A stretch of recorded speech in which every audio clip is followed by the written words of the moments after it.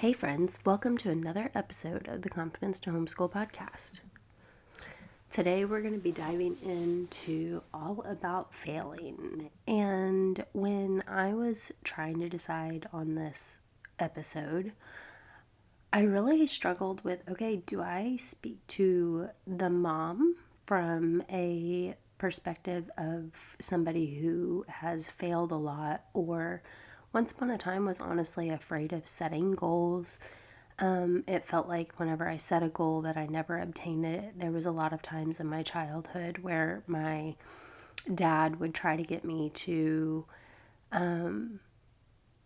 achieve, like, if you get all A's, I'll give you, and he was very generous. Like, if you get all A's, I'll give you $100 per A. If you get all B's, I'll give you $50 per B. If you get C's, I'll give you $20 per C.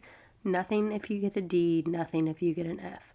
Because I struggled so much in school. And so I would set this goal of like, I'm going to get whatever, something completely unobtainable. Like, of course, I'm thinking I'm going to take my grades from all F's to all A's, not really all F's, but low grades, right?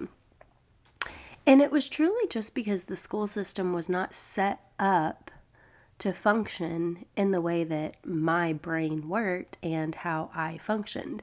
But it set me up for this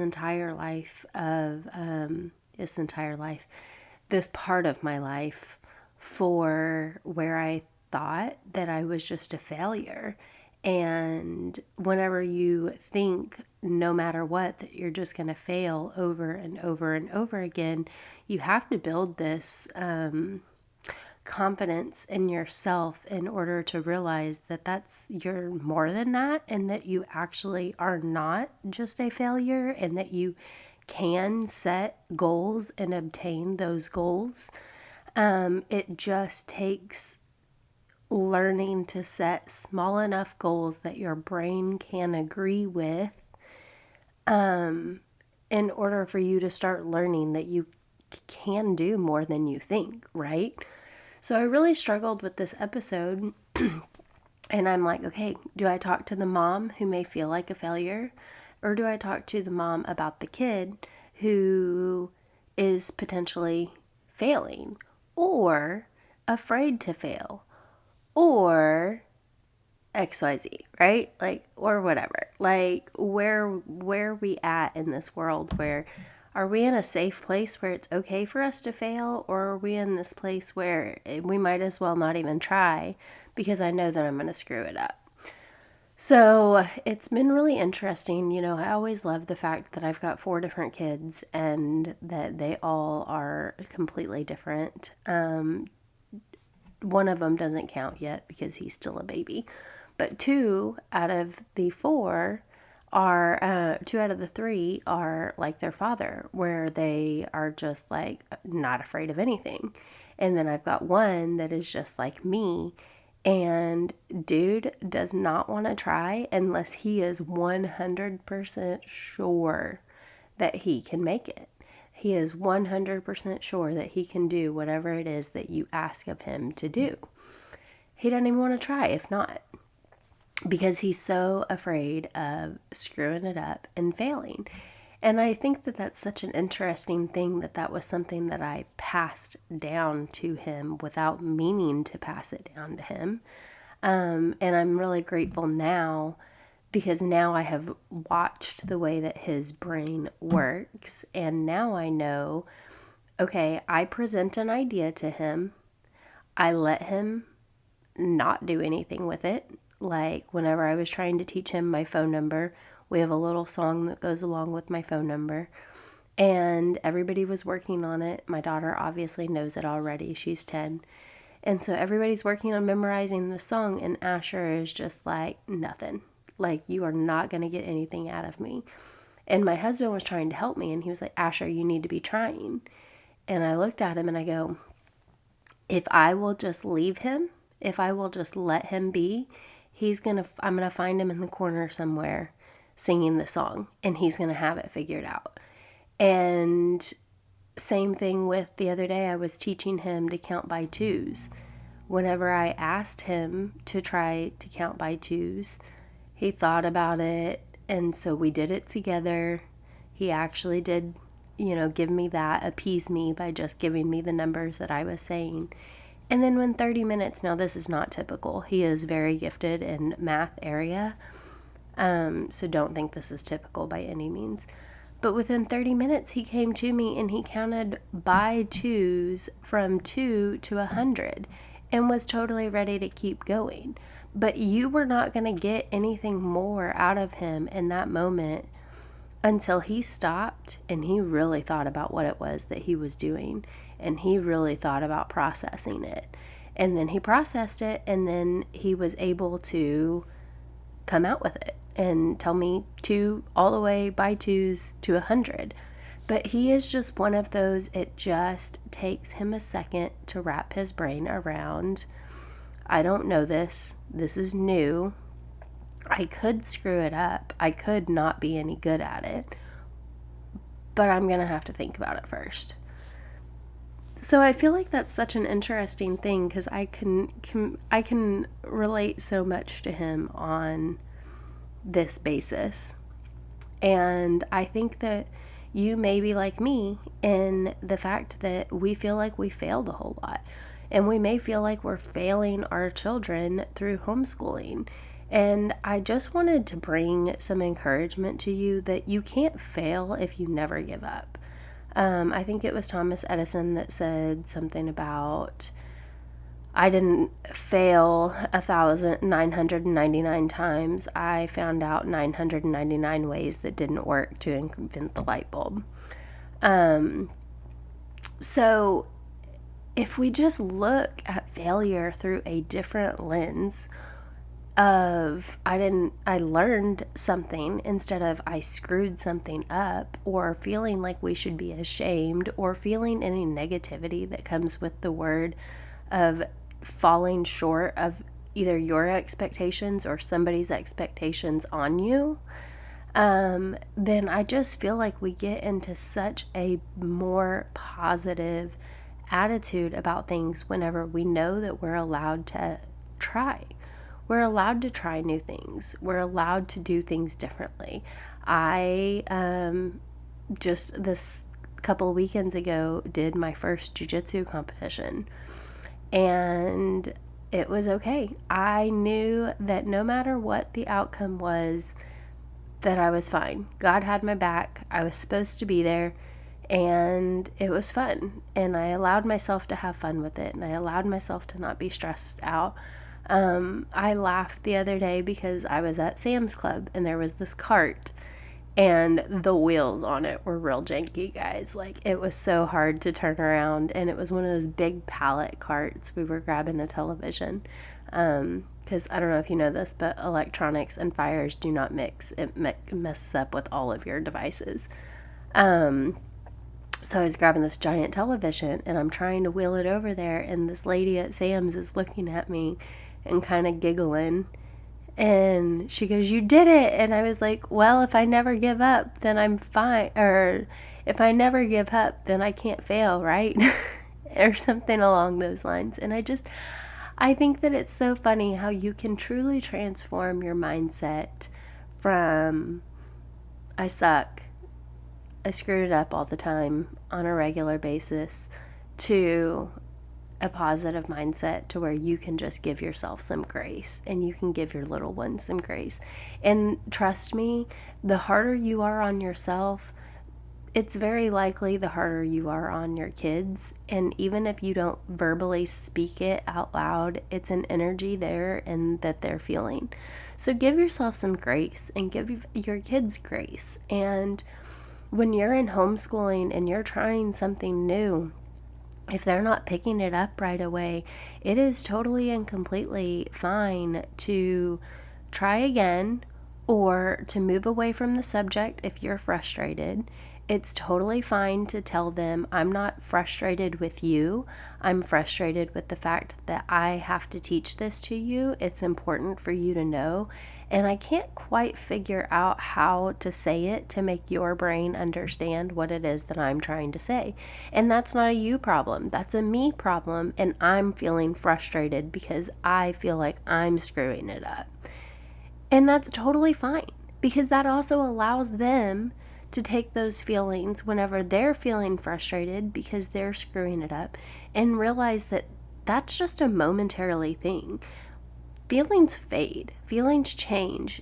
You try again and you figure it out. Like, that's it. Period. End of story. Done. You are always allowed to try again and figure it out. As long as you have breath breathing in your lungs, thank you, God, you can try again. And God has put us here not to be perfect, not to walk a perfect path, not to live a perfect life, but to be here and be human. And part of being human is failing and screwing it up sometimes and picking up the pieces and moving on from them instead of sitting there and squandering in them.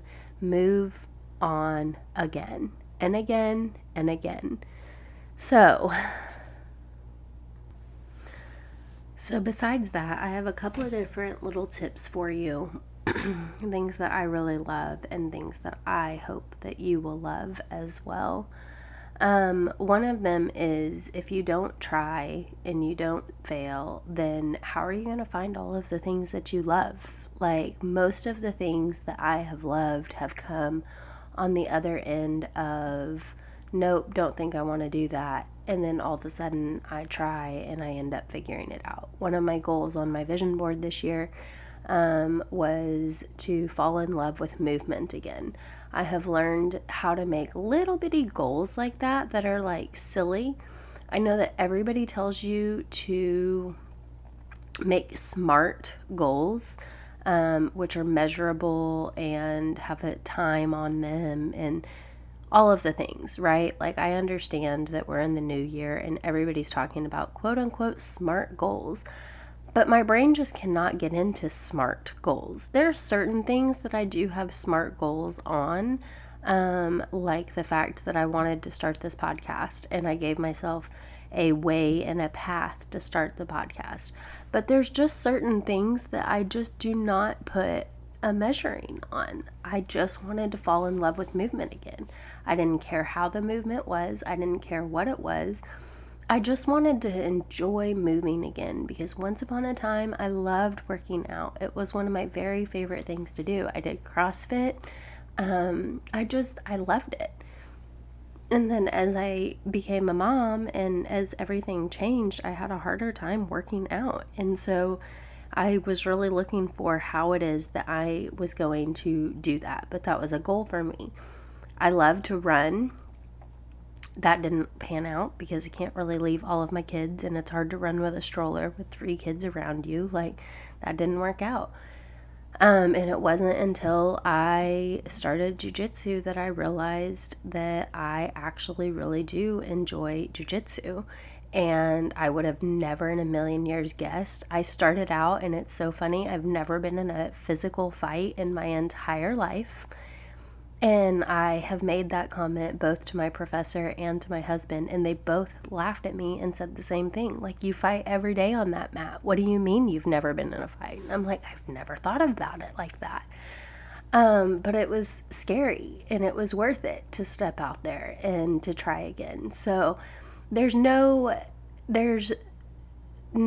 judgment on trying new things. Even if your first thought process is no, go ahead and try it anyways. If your husband's excited about doing something, try to figure out a reason to be excited with him. My husband loves duck hunting. I love the ducks that he brings home because they're beautiful. Now we have a duck dog. All of these things, like, you never know where life will take you if you're not afraid to say yes and try a new experience. That's how you find the things that you love, is being willing to say yes and being willing to screw it up and do it messy. And somehow God always brings beauty from ashes, and he will always lead you down a road where you can look back and you can understand why he brought you there, you know? The second thing is, just because you don't know how to do something doesn't give you an excuse not to try, because we're always capable of learning. You know, I was thinking about attendance the other day in school, because we took time off for the holidays, and we took a pretty decent amount of time. My husband's going to be working a lot here coming up, and I wanted us to just spend a lot of extra time with my husband. Like, I wanted us to soak up every single minute with him. And so we took a lot of extra time off, and I was thinking about attendance the other day, and I was like, it's so aggravating that we have to keep up with attendance, because there is no way for me to put in all of the times in the middle of the day, like I was saying, teaching Asher to count by twos. That was at 7:30 at night on a random day for a random reason that I was just like, hey, I wonder if he can do this. And I asked, and then I taught him, and then 30 minutes later, he could do it all the way to 100. There was no school attendance on that. I did not write down that we did school. There's so many fun science conversations that we have on a regular basis, which are not school related. I mean, they are not attendance related. I'm not writing down that we had a conversation about elephants and whales, or, you know, whatever it may be. So we are individuals that are learning all the time. And when you are a teacher, you become somebody who learns how to learn on a regular basis and learns how to teach on a regular basis. So take that into your everyday regular life and teach. Like, know that you can try new things, and even if you don't know it, I'm starting sourdough bread, guys. I ordered all of my stuff. It should be here within the next couple of days. Pray for me. I'm not a very good cook, but that's one of my goals this year, is to have fresh food, and I am trying to make sourdough bread. So, you know, pray for me. Send me all of your sourdough tips. I need them all. I need all of the help. But that's just it. Is like, how is it that I'm going to tell my kids it's okay to try things and screw it up if I'm not willing to do it myself? So there I am. I'm like, all right, I'm not a very good cook, but I bet I can try to figure this out. And I'll just live on YouTube University. Like, I'll figure it out one way or the other. And so it's so good for us to be able to show kids that, like, I'm not confident walking into certain things, but I'm confident that I'm going to learn something. I'm confident that even if I screw it up, I get another chance. I'm confident that God gave me another day and I'm going to use it. So I just think that it's so important for us to project that as well, is that you are capable of learning. And even if you screw it up the first time, even if you don't get it right the first time, you can try again. All right, and one last and final thing about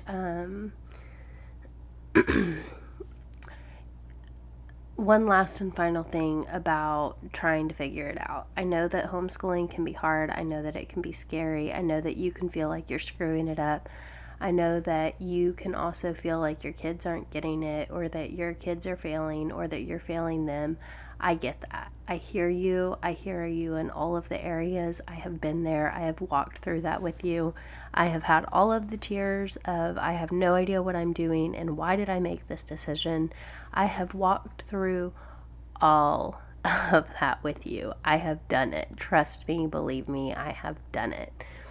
So the one thing that I had a friend tell me the other day, and I just absolutely fell in love with this, and I want to share it with you guys, is she was telling me her friend Carol tells her,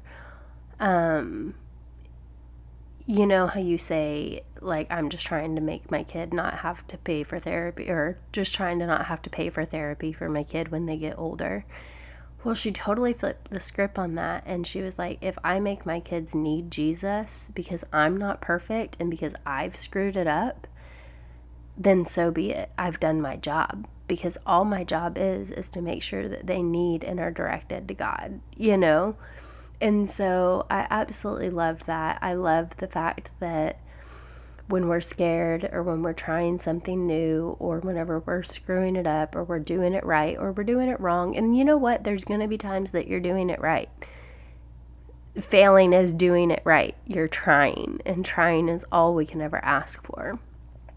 But no matter what, if we're just continuing down our path and we are sending them back to God on a regular basis, like, I'm sorry that you really had a hard day, let's pray about it, or, you know, whatever that looks like in your life, if we are continuously pointing them back to God, and He is our therapist and He is our Redeemer and He is the one that picks us up whenever we have struggled and fallen or whatever that may be, I think that we're doing our job right. I think that we're doing a pretty stinking good job if we're just continuously pointing them back to Him, showing them that it's okay to try new things. That's how you find the things that you like. That's how you find the things that you dislike.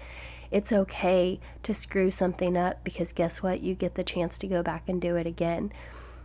For the love, I love homeschooling and the fact that I get to grade a paper, and if Addison doesn't understand or if one of the boys don't understand, we get to go back and we get to try it again. And you know what? How much success is there in, oh, you didn't understand this? Let's do it again together. Oh, you still need a little more help? Let me see if I can phone a friend, call my mom, call my husband. Let me see if I can get somebody else to come in here and help me to help you understand, because your brain works a little bit different than mine. Maybe somebody else has an idea. Like, guys, we are just in such a cool world that we are able to do those things. I'm able to FaceTime my mom and be like, she thinks more like you than she thinks like me.